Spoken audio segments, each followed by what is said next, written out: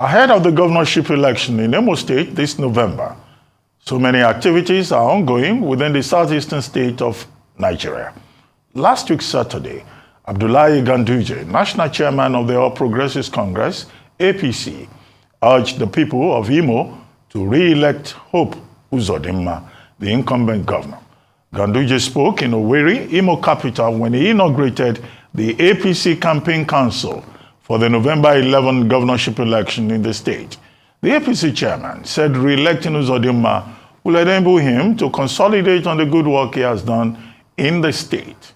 Joining us now as we look at the APC campaign inauguration in Imo and the strides of the incumbent governor, Hope Uzodinma, is Jerry Chukwueke, Chief Technical Advisor to the governor on new Imo project.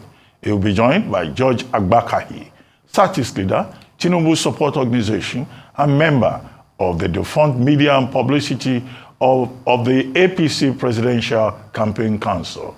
Both men are indigenes of Imo State. Well, thank you very much for joining us, Mr. Chukwueke, and also Mr. Agbakahi. Well, I find it interesting. Both of you are APC supporters.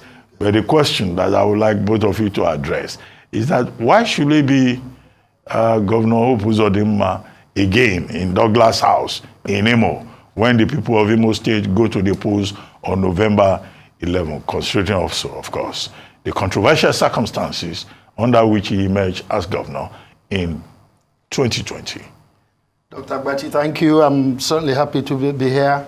Rufai, I appreciate the opportunity. Thank you all. Good to see you. First, let me say this about what's going on in Imo State.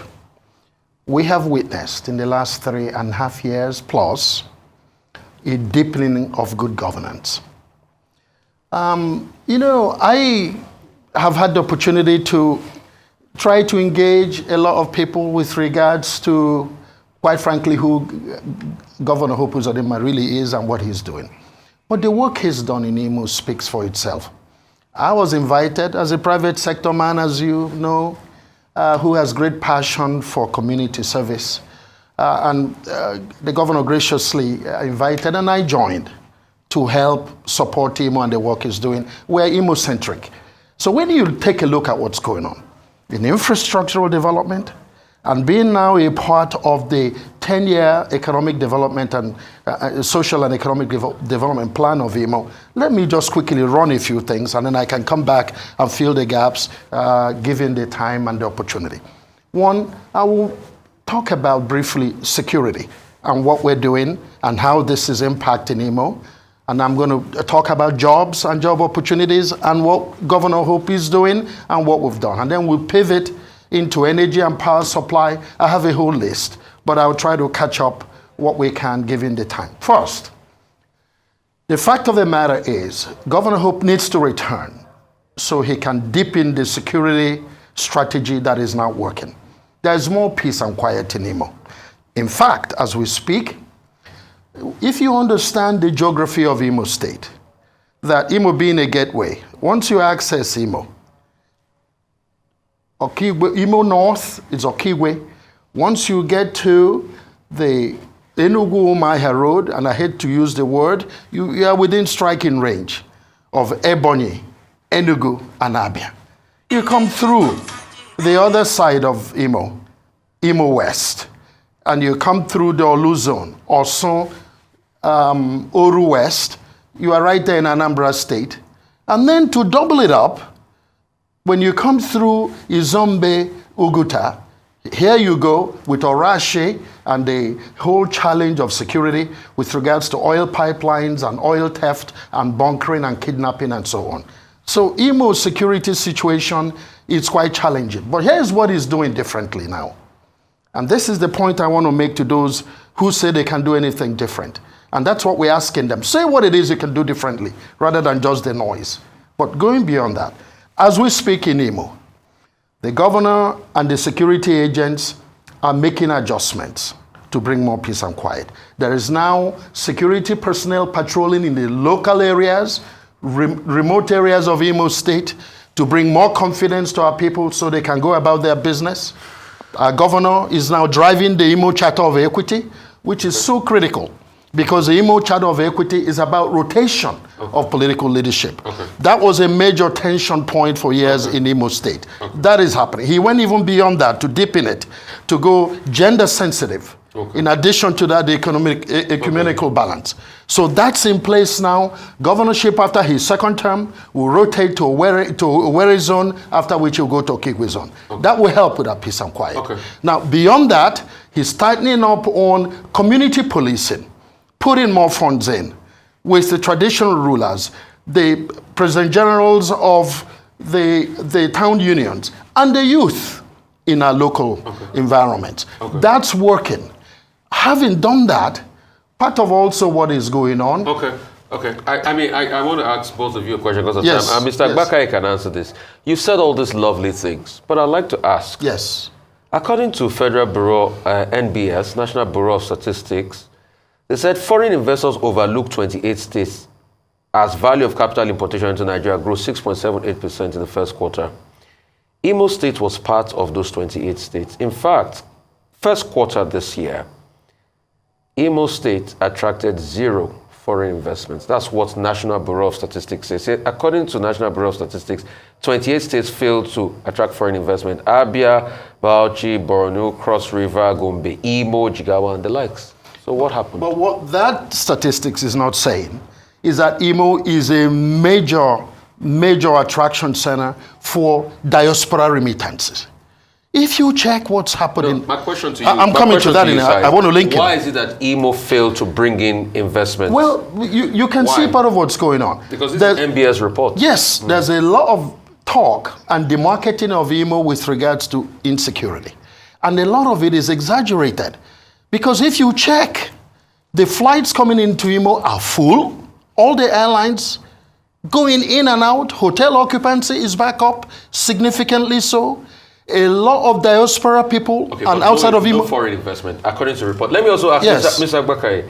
Another report also says that Imo tops the list of miserability index, and it has a high unemployment rate. So what can you say about this? And why have there not been any foreign direct investment in the first quarter this year in Imo State? Okay. Good morning, Dr. Apathy and Mr. Rufai. Morning, sir. Thank you very much for having me. You know, I remember vividly Ted Roosevelt, the 26th president of United States. I think he became president at 42 years, and also a Nobel Peace Prize award winner. He once said that the more you know about the past, the better prepared you are for the future. And you know very well that our governor, distinguished Senator Hope Uzodinma, is a seasoned politician and a consummate administrator. He has studied the past, and was able to learn the mistakes, that previous governors have made in the past. And at that point, he was able to obstruct, variables, that are in place of progress, but at the same time, identify the forces that drive change. And he has used this knowledge to shape a better future for the Imo people. Listen, this governor, since he came in 2020, he has been able to change the overall trajectory of governance in Imo State. In respect of foreign investment that you're talking about, have you forgotten that the internally generated revenue of Imo State, since Governor Hope Uzodinma came in, has gone up rapidly from 900 million to about 3 billion monthly. Look at the estimated total GDP report of all these 36 states of the Federation. Imo State is ranking 4th. Lagos State is number 1. Akwa Ibom State is number 2. River State is number 2. Akwa Ibom State is number 3. Imo State fortunately for us, is number 4 with about 7.68 trillion naira. This is what you see. Our governor came in, and based on the experiences he has gathered, he was able to, close all the loopholes, close all the conduit pipes that previous leaders and administrations have used to siphon money out of the Imo State purse. Ghost workers were extricated from the system. Mr. Agbakahi, and because of that, there was a boost. Mr. Agbakahi, I understand all this logical work, but I just asked simple questions. I said, why is it that the state did not bring in foreign direct investor, And this is not my stats, it's the National Bureau of Statistics stats. Just answer that question, sir. Secondly, why is that the state has a high unemployment number? Thirdly, why is that the state is high on miserability index? That's just the question, precisely. I just want precise, straightforward answers on this one. Yeah. Mr. Agbakahi, you can answer some of that, and I can come back to you on this before I yield to Dr. Apathy. Yes. In respect of unemployment, mind you, there has been youth empowerment in our dear state. The governor has activated, Imo youths in the area of agriculture. Go to Inishi, go to Okigwe. Governor activated 140 hectares of farmland in all these places. And the Imo youths are involved in agriculture. Imo youths are involved in ICT. They have been empowered. They have been trained in all these areas. You see, let me tell you, our governor is a businessman.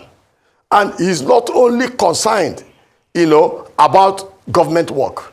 He's concerned about, giving the youths and the Igbo people that sense of belonging, creating wealth. This wealth has been created through empowerment in agriculture, in ICT, and other areas. But unemployment is still high in your state. So that is what you see. Is it that all the things the governor has done, National Bureau of Statistics didn't record it because unemployment is still over 50% in your state? That's the sad reality. You want to answer some of the questions? Yeah. Well, let me just say this, specifically on unemployment. Yes. The governor has laid the foundation, and the building blocks are on as we speak. Yes, only recently, 5,000 Imo youth were graduated and equipped in the Imo Scale-Up program. They were equipped with computers and electronic gadgets brought into the global workforce, and they are earning money, and companies like Zynox and Konga are coming to recruit, and many more are coming. There's another 15,000 ready to graduate as we speak. They're just waiting for their gadgets to get on and be part of that global workforce. Another 50,000 that is being enrolled and being trained as we speak. That's one aspect of it. The other aspect is the governor, our great governor, is working with some key private investor opportunities, such as Walter Smith, for example, who has now essentially started to expand the refinery in Imo State from 5 to 10,000 barrels of crude, and that work is ongoing now. And it will be only a part of the 50,000 barrels of crude opportunity that is coming. We now have, in addition to that, an industrial park that not only Walter Smith is involved with, but our state government as well, to use Imo gas, because that's an important opportunity, and we have now gotten from his support. So there's a lot going on, building blocks. Okay, gentlemen, can we look at the other side of it? There is a gentleman in Imo State called Senator Atan Achono. He is a candidate of the Labour Party. And he is saying that his main objective is to address insecurity in Imo State.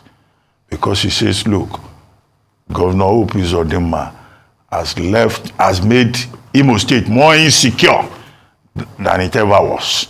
And that no amount of blackmail or propaganda or intimidation will discourage him. That's the Labour Party candidate, and that he says he's determined to get into Douglas House and get the APC out of the place and serve the people better. But you were praising Governor Uzodinma and talking about what he has done with security. And to you, Mr. Agbakahi, I want you to address the challenge of voter apathy. Do you think that the people of Imo State are really enthusiastic about this November 11 election? Or we're just going to have very poor voter turnout and, with the attitude that we're APC, anyway, we'll do whatever they like? Who will go first? Maybe Mr. Agbakahi should go first. I believe the issue of voter apathy is one that has been discussed extensively, in the politics of Nigeria. It's not only in Imo State. But in line with the current political reality in Imo State, I don't think we will have voter apathy. The issue of insecurity you are talking about, that issue has been ameliorated in Imo State. The governor has been able to procure security vehicles, equipment, armored personnel carriers, for security agencies in order to enable them combat, all these security challenges. And we all know that this issue of insecurity... Mr. Agbakahi, sorry to interrupt. This issue of insecurity... No, yes. Hold on 1 second. I quoted the Labour Party gubernatorial candidate in this same election. And he's a major stakeholder in Imo State. I mean, do we have two different states? Because he is also a stakeholder and he's saying insecurity is a problem and the governor has not done anything about it. And you are saying the governor bought vehicles. No, what I'm saying is this. Listen, the issue of insecurity that you are talking about in Imo State, pretty much it is politically motivated. Let us check the genesis of this insecurity you are talking about. You remember when the Owerri Correctional Facility was bombed in 2021, I believe sometime in February or April, which led, to the, movement of over 1,840 inmates, hardcore criminals, out of the prison. This is how all these things started. And all along, the governor has been able to contain this. He has been able to contain this spate of insecurity. I was in Imo State last week or last 2 weeks. Imo State is pretty safe, so there will not be any kind of voter apathy in this election. You see, this election, our governor is running based on his achievements. You see, in every election, there are certain variables you have to consider. When you look at the achievements of the governor and try to juxtapose it with that of his opponents, you will know very well that he will win this election. This is a governor that commands the trust and respect, of the people of Imo State, of the political leadership of the state, of the national political leadership, as well as the presidency of this great country. Is a governor that has been able to attract a lot of federal projects to Imo State. That is what you are looking at. This governor is going to win this election based on merit. I see what our friends in the opposition, they are only interested in the social media. You don't win election in the social media. You remember I said it wholeheartedly in this particular platform when President Tinubu was running for election. You never win election in the social media. You win it physically by campaigning. Okay, we are talking of voter apathy. All the opposition candidates, they've been campaigning in Imo State. They've been campaigning in Olo. They've been campaigning in Okigwe. They've been campaigning in Owerri. There has never been any time that they have been disturbed by any criminal element. So, listen, let me tell you. This issue of voter apathy that the opposition are claiming and this issue of insecurity, I'm looking at it, as a calculated attempt they want to use to discredit the election when our ebullient governor wins the election. Our governor is going to win this election based on his achievement, based on his commitment. If you don't know, go to Imo. He has been equated so many times with our eminent governor, Chief Sam Mbakwe. His administration is pretty reminiscent to that of, Chief Sam Mbakwe. This is a governor that do not have any kind of pecuniary interest Mr. Agbakahi. in the administration of Imo State. Mr. This is Agbakahi. a governor that has only one house in Imo State, one in Omoma, and perhaps the one he has in Abuja. Mr. A governor that he does not have estates. Mr. You know, Agbakahi. he's more interested in the dividends of democracy going to the Imo people. And he has achieved that. That's why I say this election will be won in the ballot box. It will be won predicated on the achievement of the governor. He's a pretty compassionate individual. Mr. Agbakahi, very benevolent. Please, let's very also humble. Let's very also hear humble. from Mr. Chukwueke, who is here with us in Lagos. Well, thank yes. you. Quickly on the issue of voter apathy.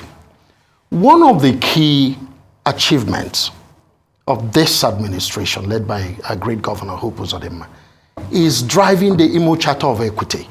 Because now, Imo people are excited again that each zone would have the opportunity to produce a governor after his second term. And not only that, as I mentioned earlier, that he now brought gender sensitivity. This is one of the few times over so many years that we now have a new deputy gubernatorial candidate that is a woman and at the same time of the Anglican Communion, Anglican community, balancing out Governor Hope Uzodinma, who is a practicing Catholic. That's important for Imolites. In addition to that, the new security adjustments is made, particularly with local patrols in our local areas and remote areas, is giving Imo people confidence to go about their business and therefore ready for them to participate in the coming elections. Let me be clear about what Labour is doing. First, we don't even know who the Labour candidate is. They are still out there. There are about 2 or 3 of them. We don't know which one the Supreme Court eventually would say is the candidate. But having said that, as we speak, our numbers show that almost 1/3 of what used to be Labour has collapsed into the APC and supporting Governor Hope Uzodinma. So we'll see. It's easy to say we will solve security problem. They don't tell us how they're going to solve it. And they say they have the magic wand and they're not going to trigger it now. They're waiting for November the 11th for them and victory that will never come. Because the work the man is doing on the ground is what speaks. Okay. And having said that, Doc, what we say is, why don't they tell us what they would do differently in terms of security management? And that's where they fall asleep. Okay, so we don't take that seriously. It's just optics. We have to politics. begin to wrap up now. Yes. You are Chief Technical Officer. Advisor, yes. Advisor working on the new IMO project. Correct. What is that all about? Well, it's about the economic and social development plan over 10 years of IMO, post-Governor Hope Uzodinma. And that's why I try to line up the key economic issues that we're putting the connected dots on. For example, the Orashi project, very important for us. As the Navy is pursuing security in dredging the Orashi right through rivers and Bayelsa and Atlantic Ocean, protect oil pipelines, increase oil exports and so on.